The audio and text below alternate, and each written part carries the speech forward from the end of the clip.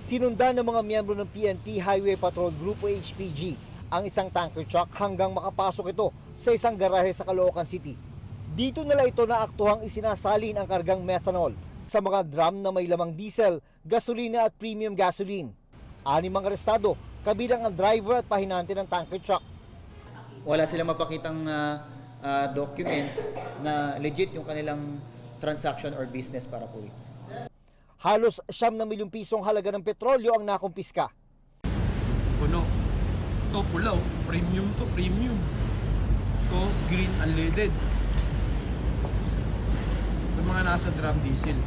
Hindi umano otorisado ang paghahalo ng methanol. Lumalabas na paraan ito para maparami ang petrolyo. Sabi ng pulisya, mula garahe sa Caloocan, ibinabagsak ang mga pinaghalong methanol at petrolyo sa mga trucking company. Makakasira po ito sa ating pong mga makina kasi po dapat po ma-process din maigi yung methanol na gagamitin.